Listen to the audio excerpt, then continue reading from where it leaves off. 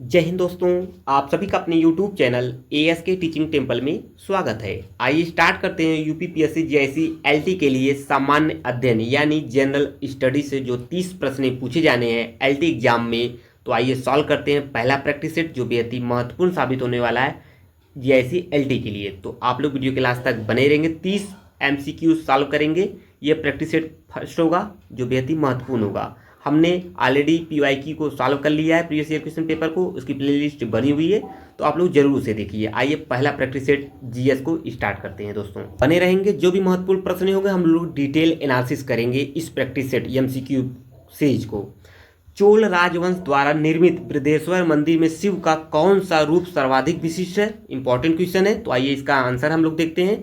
आप लोग भी आंसर कमेंट में मेंशन कर सकते हैं। हरिहर है, भैरव, रुद्र, त्रिपुरांतक है। तो पहले का राइट आंसर है ए यानी हरिहर है। इससे संबंधित जो भी तथ्य बनते हैं यानी फैक्ट हैं उसे भी हम लोग नोट कर सकते हैं। आप लोग भी शॉर्ट नोट्स में उसे मेंशन करते हुए चलेंगे। आइए हम लोग व्याख्या देखते हैं। व्याख्या क्या है, इससे समय जो भी तथ्य बनते हैं उसे हम लोग समझते हैं। चोल जो राजवंश है, चोल राजवंश में राज प्रथम द्वारा निर्मित तंजौर के बृहदेश्वर मंदिर को द्रविड़ शिल्प कला की सर्वोत्तम कृति माना जाता है। इसे आप लोग भी समझते चलेंगे। क्वेश्चन इंपॉर्टेंट है। आइए हम लोग सेकंड क्वेश्चन देखते हैं। सेकंड क्वेश्चन कह रहा है दोस्तों, ऋग्वेद संहिता का 9वां जो मंडल है, ऋग्वेद संहिता का जो 9वां मंडल है पूर्णतः किसको समर्पित है? इसे अभी प्रश्न इंपॉर्टेंट है, स्टार्ट कर लेंगे। इंद्र और उनकी हाथी, उर्वशी का स्वर्ग, या पौधे और जड़ी बूटियों से संबंधित देवतागण, या सोम और इस पेड़ पर नामांकित देवता। तो राइट आंसर है इसका दूसरे का D is the right answer. इसे आप लोग नोट कर लेंगे। इंपॉर्टेंट क्वेश्चन है। ऋग्वेद का जो संपूर्ण 9वां मंडल है यानी 9वां जो मंडल है ये सोम देवता को समर्पित है। सोम एक प्रसिद्ध पौधे का रस है, यानी जो सोम एक प्रसिद्ध पौधे का रस था जो हिमालय, कहाँ मिलता है ये? हिमालय के मुजवंत, हिमालय के दोस्तों मुजवंत जो पौधा है, मुजवंत पेड़ है, कहाँ पे? हिमालय के मुजवंत शिखर पर होता है। सोम का जो व्यवहार केवल धार्मिक उत्सव पर ही किया जाता है दोस्तों। ये इसका कुछ इंपॉर्टेंट तथ्य है, हमने इस पर डिस्कस कर लिया। हम लोग डिटेल एनालिसिस करते हुए चलेंगे। जो ये प्रैक्टिस सेट 1 है, 30 प्रश्न आप लोग को 30 प्रश्न आपके पूछे जाएंगे एलटी एग्जाम में। और जीआईसी में दोस्तों, जीआईसी में आपके 40 प्रश्न पूछे जाएंगे जीएस से, और एलटी में आपके 30 प्रश्न 30 MCQ क्वेश्चन पूछे जाएंगे एलटी में। और ऑलरेडी हम लोग डिस्कस कर चुके हैं PYQ यानी प्रीवियस ईयर क्वेश्चन पेपर, जो भी पेपर अभी तक हुए हैं जीआईसी का चाहे एलटी का, हम लोग सब उसको डिस्कस कर लिए हैं।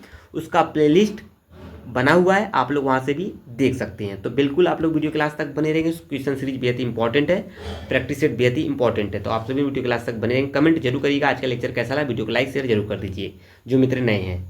क्रिस्टल की रचना जानने के लिए निम्न में से किसका प्रयोग में लाया जाता है दोस्तों? क्रिस्टल की जो रचना होती है जानने के लिए निम्न में से किसको प्रयोग में लाया जाता है? तो आप लोग भी बताएंगे। गामा किरणें, एक्स किरणें, यूवी किरणें, या दृश्य प्रकाश। तो थर्ड का राइट आंसर है बी यानी एक्स किरणें प्रयोग में लाई जाती हैं। क्रिस्टल की जो रचना जानने के लिए दोस्तों हम लोग किसका एक्स रे का उपयोग करते हैं। और क्योंकि एक्स किरणों को तरंगदैर्घ्य क्रिस्टल में अंतर परमाणु रिक्ति के समान परिमाण की कोटि में व्यक्त किया जाता है, इसकी वजह से। आइए हम लोग अगला क्वेश्चन देखते हैं दोस्तों। चौथा क्वेश्चन है, दिए हुए विकल्पों में से D4 या WG T20 IR ये सब जो क्वेश्चन दिया गया है, रिक्त स्थान पर आपको अक्षर क्रम से पता लगाना है जो रिक्त स्थान दिया गया है, ठीक है। आइए हम लोग देख लेते हैं। ये रीजनिंग का क्वेश्चन है, और रीजनिंग का क्वेश्चन है। चौथे का राइट आंसर है सी। आप लोग सॉल्व करके कमेंट में मेंशन करेंगे। इसका आंसर क्या होगा आप लोग कमेंट करिएगा, इसको सॉल्व करिएगा आप लोग जरूर, ठीक है।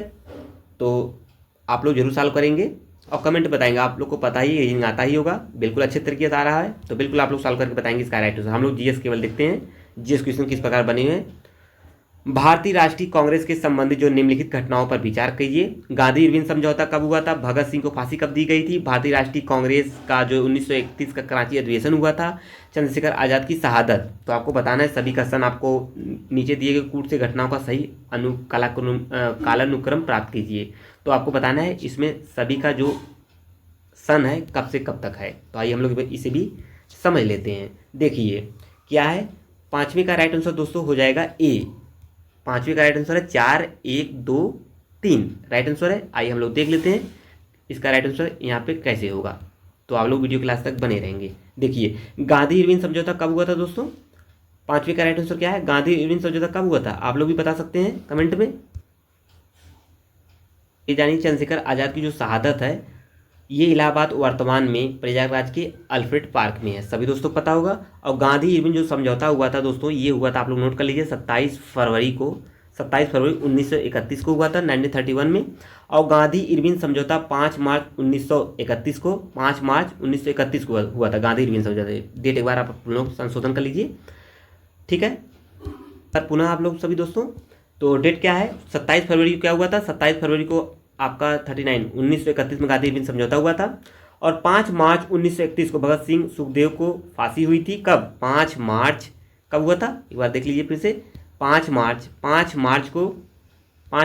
1931 को। और साथ ही साथ दोस्तों 23 मार्च 1931 को 23 मार्च 1931 को भारतीय राष्ट्रीय कांग्रेस 1931 का कराची अधिवेशन भी हुआ था, इसे भी आप लोग जानते हुए चलेंगे। और एक और देख लेंगे पुनः 26 मार्च से 29 मार्च 1931 तक हुआ था कराची अधिवेशन आपका। तो ये चीज़ें आप लोग समझते हुए चलेंगे। आइए हम लोग आगे बढ़ते हैं, अगला क्वेश्चन देखते हैं। ये इसका पहला आंसर सही है यहाँ पे। आइए हम लोग आगे बढ़ते हैं। अगला क्वेश्चन है, ग्रेट बैरियर रीफ के समीप स्थित है। ग्रेट बैरियर रीफ के समीप स्थित है दक्षिण अमेरिका, यूरोप, ऑस्ट्रेलिया या अफ्रीका? राइट आंसर आप लोग भी कमेंट में मेंशन कर सकते हैं। 6वें का सी इज द राइट आंसर है ऑस्ट्रेलिया। ऑस्ट्रेलिया के क्वींसलैंड के उत्तर पूर्वी तट के साथ साथ समुद्र में एक प्रवाल भित्ति भी पाई जाती है जिसे ग्रेट बैरियर रीफ कहते हैं, सभी दोस्तों को पता होगा। इसकी लंबाई कितनी है ग्रेट बैरियर की? 1900 किलोमीटर इसकी लंबाई है, इसे भी जानते रहेंगे। तो ये प्रश्न पूछा गया है आपका स्टेटमेंट में कि इसकी लंबाई कितनी है। तो आइए हम लोग आगे बढ़ते हैं। दास्तान ए अमीर हमजा का चित्रांकन किसके द्वारा किया गया? अब्दुल समद, मंसूर, मीर सैयद अली या अबुल हसन? 7वें का राइट आंसर हो जाएगा दोस्तों सी, यानी मीर सैयद अली। 7वें का सी इज द राइट आंसर है। और हमजा नामा मुगल चित्रकला की प्रथम कृति है। कौन सी कृति है? ये प्रथम कृति मानी गई है। इसे दास्तान ए अमीर हमजा भी कहा जाता है, ठीक है। आइए हम लोग आगे बढ़ते हैं। हुमायूं के समय में 2 महान कलाकार मीर सैयद अली एवं ख्वाजा अब्दुल समद थे। अब्दुल समद द्वारा बनाई गई कुछ कृतियों का संकलन जहांगीर की गुलशन चित्रावली में किया गया है। ये कुछ इंपॉर्टेंट तथ्य है, इसे भी आप लोग समझते हुए चलेंगे। आइए आगे बढ़ते हैं हम लोग। अगला क्वेश्चन देखेंगे, निम्नलिखित में से किसने गांधी जी के आंदोलन को राजनीतिक फिरौती कहा था? महत्वपूर्ण प्रश्न, इसे स्टार कर लेंगे। लॉर्ड चेम्सफोर्ड ने कहा था, लॉर्ड वेवेल या लॉर्ड लिथगो या लॉर्ड मॉन्टेग्यू? तो आपको बताना है किसने गांधी जी के आंदोलन को राजनीतिक फिरौती कहा था। प्रश्न इंपॉर्टेंट है दोस्तों। 8वें का राइट आंसर हो जाएगा सी इज द राइट आंसर। आइए से समझ, जो भी तथ्य यानी फैक्ट बनते हैं उसे भी हम लोग समझते हैं। ब्रिटिश वायसराय जो लॉर्ड लिथगो ने गांधी जी के आंदोलन को राजनीतिक फिरौती पॉलिटिकल ब्लैकमेल कहा था। किसने कहा था? सी राइट आंसर है यहाँ पे, इसे भी आप लोग समझते हुए चलेंगे। आइए 9वां क्वेश्चन देखते हैं आज इसकी सीरीज में। ये प्रैक्टिस सेट 1 है, 30 MCQs होंगे आज की सीरीज में। LT में 30 प्रश्न पूछे जाएंगे GS में, सामान्य अध्ययन में। तो इस चीज़ को आप लोग विशेष ध्यान में रखते हुए चलेंगे। सिलेबस डिस्कस किया गया है, आप लोग देख सकते हैं। निम्नलिखित संघ शासित राज्यों में स्त्री साक्षरता 2011 की जनगणना के अनुसार उच्चतम था। किसका है? पुडुचेरी, चंडीगढ़, दमन और दीव या लक्षद्वीप? 9वें का राइट आंसर है डी, यानी लक्षद्वीप का है। भारत की जनगणना 2011 के अनुसार संघ शासित राज्यों में सर्वाधिक स्त्री जो साक्षरता है लक्षद्वीप में कितनी है? 91.3% है। कितना है? 91.3% है आंकी गई है। जबकि यह स्त्री साक्षरता चंडीगढ़ में 86% है, पुदुचेरी में 88.5% है, दमन एवं दीव में 87% है। समझते हुए चलेंगे। आइए आगे बढ़ेंगे। 10वां क्वेश्चन देखेंगे आज की सीरीज में। निम्नलिखित कथनों पर कौन सा एक सही नहीं है? तो कौन सही नहीं है, 4 ऑप्शन दिए गए हैं, इसे भी आप लोग समझते हुए चलेंगे। इसमें आपको बताना है कौन सा राइट आंसर है। तो 10वीं का राइट आंसर हो जाएगा दोस्तों डी, यानी कि D is the right answer है। यहाँ पे देख सकते हैं, सर्वोच्च न्यायालय को कोर्ट मार्शल के साथ अन्य किसी भी उच्च न्यायालय अदालतों की सुनवाई कर सकता है। तो यहाँ से भी राइट आंसर है। आइए आगे बढ़ते हैं। 11वां क्वेश्चन देखते हैं। ये आपके सामने क्वेश्चन है, निम्नलिखित में से किन परिस्थितियों में राष्ट्रपति आपातकाल घोषित कर सकता है? बाह्य आक्रमण, आंतरिक अशांति, राज्यों में संवैधानिक तंत्र की विफलता, आर्थिक संकट? तो आपको बताना है कौन से आंसर इसमें सही होंगे। तो 11वें का राइट आंसर है बी, मतलब 1, 3, 4 सही है, मतलब 1 भी सही है, मतलब बाह्य आक्रमण 3 भी सही है, आर्थिक संकट भी सही है, मतलब B is the right answer है। और ये सभी किसके अंतर्गत आते हैं? युद्ध, बाह्य आक्रमण या सशस्त्र विद्रोह आर्टिकल 352 के अंतर्गत आता है। आर्टिकल 352 के तहत आता है। राज्यों में संवैधानिक तंत्र के जो विफल होने का कार्य, ये किसके अंतर्गत आता है? 356 के अंतर्गत आता है दोस्तों। और वित्तीय आर्थिक संकट, ये 360 के तहत आता है। ये चीज़ों समझते हुए चलेंगे हम लोग, ठीक है। इस चीज़ को आप लोग समझ गए होंगे, मुझे पूरा आशा है। आइए आगे बढ़ते हैं हम लोग। 12वां क्वेश्चन देखेंगे आज की सीरीज का। भारतीय संविधान में निम्नलिखित पदों में वरीयता की दृष्टि से कौन सा क्रम सही है?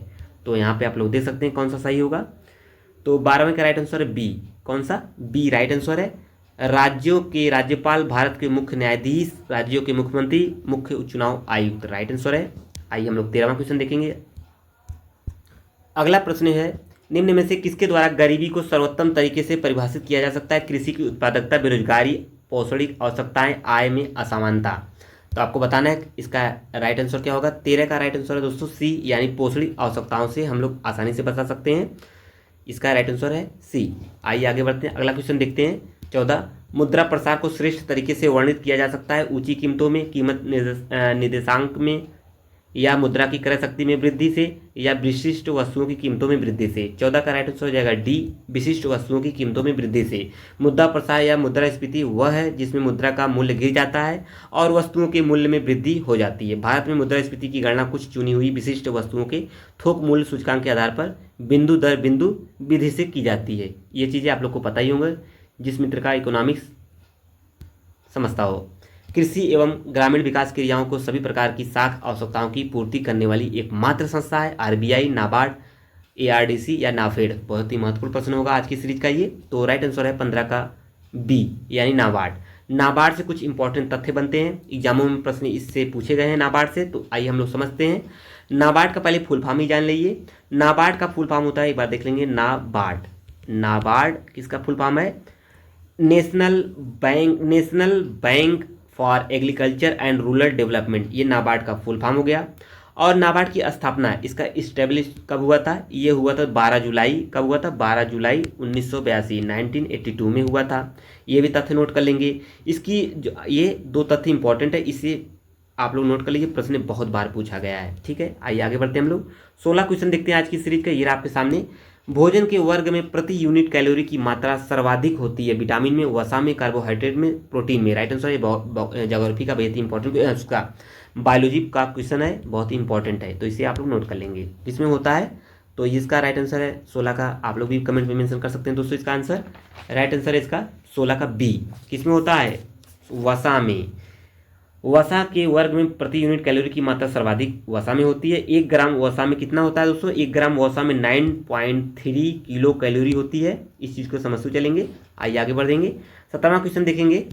निम्नलिखित में से किसके साथ भारत में कृषि जलवायु पर आधारित क्षेत्रीय नियोजन शुरू किया गया था? किस पंचवर्षीय योजना में? तो राइट आंसर है ये डी, आपका 7वीं पंचवर्षीय योजना में ये चीज़ें शुरू की गई थी। आइए हम लोग आगे बढ़ते हैं। क्वेश्चन इंपॉर्टेंट है, स्टार्ट कर लेंगे इस क्वेश्चन को। अगला क्वेश्चन है, जैव विविधता में परिवर्तन होता है, भूमध्य रेखा की तरफ बढ़ती है, भूमध्य रेखा की तरफ बढ़ती है, पृथक एक समान रहती है, ध्रुव की तरफ बढ़ती है। महत्वपूर्ण ये प्रश्न इंपॉर्टेंट है, स्टार्ट कर लेंगे। ज्योग्राफी का बेहद ही शानदार क्वेश्चन होगा ये आज की सीरीज का। तो इसका राइट आंसर दोस्तों क्या हो जाएगा? इसका राइट आंसर है आपका 18 का ए, यानी भूमध्य रेखा की तरफ बढ़ती है। जैव विविधता में परिवर्तन दर भूमध्य रेखा की तरफ बढ़ती है क्योंकि इसका कारण है भूमध्य रेखी जलवायु। भूमध्य रेखी जलवायु है क्योंकि इस जलवायु में रोज दोपहर के बाद वर्षा हो जाती है। सभी दोस्तों पता होगा, सालों भर यहाँ नमी बनी रहती है, जिस कारण विभिन्न तरह के पौधे उगते हैं इस स्थान पे। 19वां क्वेश्चन क्या कह रहा है? 19वां क्वेश्चन कह रहा है, निम्नलिखित में से कौन सुमेलित नहीं है? तो कौन नहीं है? सिमलीपाल उड़ीसा में है, सही है। नोकरेक मेघालय में, सही है। अगस्त्यमलाई केरल में है, ठीक है। कंचनजंगा ये सिक्किम पड़ता है, न कि हिमाचल प्रदेश में, यही इसमें गलत है। आइए आगे बढ़ते हैं हम लोग।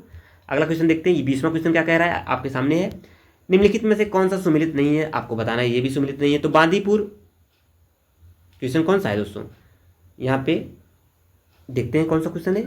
से पहले कुछ इंपॉर्टेंट तथ्य उससे भी आप लोग देख लीजिए। देखो बांदीपुर पूछा जाता है। बांदीपुर ये कहाँ है? कर्नाटक में पड़ता है। कान्हा मध्य प्रदेश में, नामदफा अरुणाचल प्रदेश में, बांधवगढ़ मध्य प्रदेश, दुधवा उत्तर प्रदेश में। ये कुछ इंपॉर्टेंट थे, जैवमंडल आरक्षित क्षेत्र है, तो इसे भी आप लोग जानते रहेंगे, प्रश्न यहाँ से भी बनता रहता है।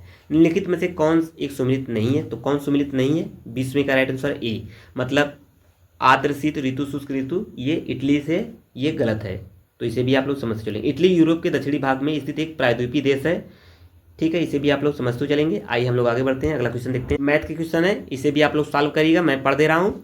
ए तथा बी एक कार्य को 15 दिनों में कर सकते हैं और बी और सी उसी कार्य को 10 दिनों में और ए और सी उसी कार्य को 12 दिनों में कर सकते हैं। उस कार्य को ए बी और सी मिलकर तीनों कितने समय में करेंगे? 4 दिन में, 9 दिन, 5 दिन, 8 दिन। आप लोग सॉल्व करेंगे, उसका आंसर जरूर आप लोग कमेंट में करेंगे। तो बिल्कुल सॉल्व करिएगा, उसका आंसर जरूर कमेंट में बताएंगे।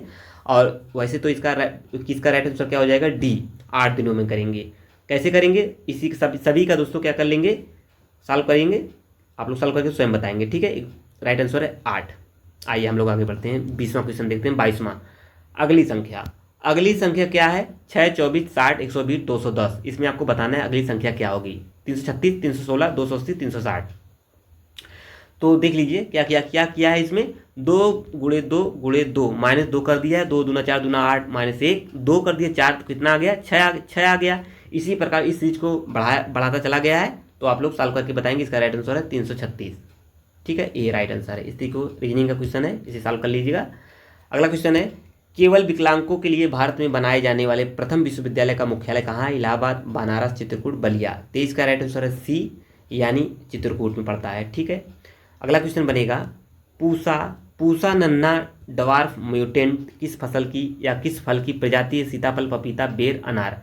24 का राइट आंसर है बी, पपीता का है। इस चीज़ को समझते चलेंगे। 25वां क्वेश्चन देखेंगे आज की सीरीज का। 5 क्वेश्चन और शेष बचे हैं। आप सभी वीडियो क्लास तक बने रहेंगे। जो मित्र नए चैनल पर इस प्रकार के महत्वपूर्ण वीडियो पाने के लिए चैनल को जरूर सब्सक्राइब कर लेंगे। ASK टीचिंग टेम्पल को ऑलरेडी हम सभी ने PYQ जो GIC के सभी प्रीवियस क्वेश्चन पेपर और LT के 30 नंबर के जो प्रश्न पूछे गए, इसका प्रीवियस क्वेश्चन पेपर करा दिया गया है। आप लोग जाइए, प्लेलिस्ट बनी हुई है, आप लोग आसानी से सभी चीज़ों को देख सकते हैं। प्लेलिस्ट जरूर देखिए, मैं रिकमेंड कर रहा हूँ आप सभी दोस्तों को एक बार ASK टीचिंग टेम्पल को जरूर विजिट करिए। तो इसका राइट आंसर क्या हो जाएगा? निम्नलिखित उत्तर प्रदेश के जनपदों में भोक्सा जनजाति कहाँ पाई जाती है? तो कहाँ पाई जाती है? 25 का राइट आंसर ए, बिजनौर और आगरा में पाई जाती है। प्रश्न बहुत पूछा गया है, तो इसे आप लोग स्टार कर लेंगे। भोक्सा और बुक्सा जनजाति के लोग अपने को पटवार राजपूतों का वंशज मानते हैं तथा बिजनौर और आगरा में पाए जाते हैं। ये कुछ इंपॉर्टेंट तथ्य थे। एपीकल्चर एक वैज्ञानिक विधि है जो उत्पादन से संबंधित है। किससे संबंधित है? सभी दोस्तों को पता होगा, एपीकल्चर से। 26 का ये शहद से है, तो सभी दोस्तों को पता होगा एपीकल्चर शहद है। पीसीकल्चर व्यापारिक मत्स्य पालन है। बीटीकल्चर ये अंगूर से होता है। सेरीकल्चर रेशम उत्पादन और हॉर्टिकल्चर फसलों की कृषि से होता है। ये कुछ इंपॉर्टेंट कल्चर थे। निम्नलिखित में से कौन सा एक बंगाल में यंग बंगाल आंदोलन की असफलता का प्राथमिक कारण था? तो कौन है? 27 का राइट आंसर हो जाएगा दोस्तों सी, यह कहीं अधिक उग्र था उस समय। तो आइए आगे बढ़ते हैं हम लोग। सी राइट आंसर है। 28 क्वेश्चन देखते हैं। भारत के किन शहरों को यूनेस्को द्वारा मान्यता प्राप्त वेटलैंड सिटी का मान्यता प्रदान किया गया? इंदौर, उदयपुर, जोधपुर, उज्जैन को। राइट आंसर है 28 का ए, मतलब पहला और दूसरा। राइट आंसर है 25 फरवरी 2025 को यूनेस्को ने इंदौर यानी मध्य प्रदेश और उदयपुर को वेटलैंड सिटी के रूप में मान्यता प्राप्त किया है, मान्यता प्रदान किया है। इंपॉर्टेंट क्वेश्चन है ये। और ये दोनों भारत के पहले शहर हैं जिन्हें यह वैश्विक मान्यता मिली है। इसके साथ ही विश्व में वेटलैंड सिटी की कुल संख्या कितनी हो गई है? 31 हो गई है। ये करंट का क्वेश्चन है, इंपॉर्टेंट है। 31 हो गई, इसे याद करके रखिएगा, क्वेश्चन बन सकता है पुनः। 29 क्वेश्चन देखते हैं आज की सीरीज की। इसके बाद एक क्वेश्चन और बचेंगे। राष्ट्रीय बालिका दिवस 2025 कब मनाया जाता है? प्रश्न महत्वपूर्ण है। UPSSC पेट में जो अभी हाल ही में एग्जाम हुआ है उसमें ये प्रश्न पूछा गया है। 7 तारीख एग्जाम था, लास्ट शिफ्ट में यह क्वेश्चन बना हुआ है। 12 जनवरी, 24 जनवरी, 20 जनवरी, 22 जनवरी। राइट आंसर है 29 का डी, यानी आपका 29वें का राइट आंसर है डी, 24 जनवरी को पूछा गया है। ये राष्ट्रीय बालिका दिवस प्रति वर्ष 24 जनवरी को मनाया जाता है, भारत में मनाया जाता है। इसका उद्देश्य लड़कियों के अधिकारों, शिक्षा और कल्याण को बढ़ावा देना है, इसी वजह से ये मनाया जाता है। 30वां क्वेश्चन आज की सीरीज का लास्ट प्रश्न है। यह पहला प्रैक्टिस सेट था दोस्तों, और क्लास के अकॉर्डिंग ये 15वां लेक्चर है। तो बिल्कुल आप लोग इस तरीके से सीरीज को समझते चलेंगे। भारतीय तटरक्षक बल ICG और जापान कोस्ट गार्ड JCG के बीच संयुक्त समुद्री अभ्यास का नाम क्या है? करंट से भी प्रश्न पूछे जाएंगे। हमने ASK टीचिंग टेम्पल के द्वारा दृष्टि करंट अफेयर जनवरी से लेके अक्टूबर तक को कंप्लीट कर दिया गया है, और क्रॉनिकल जो मैगजीन आती है इसको भी जनवरी से लेके अक्टूबर तक को कंप्लीट कर दिया गया है। तो बिल्कुल आप लोग जाइए उसको देखिए, मैं आपको रिकमेंड कर रहा हूँ। आपके जो भी प्रश्न GIC LT में 40 नंबर और 30 नंबर वाले GS में या सामान्य अध्ययन में प्रश्न बनेंगे करंट के, तो यहाँ से कवर हो जाएंगे। तो बिल्कुल आप लोग तैयार कर लीजिएगा। इसका 30 का राइट आंसर हो जाएगा सी, जमाता। राइट आंसर है सी। तो ये सीरीज समाप्त होती है।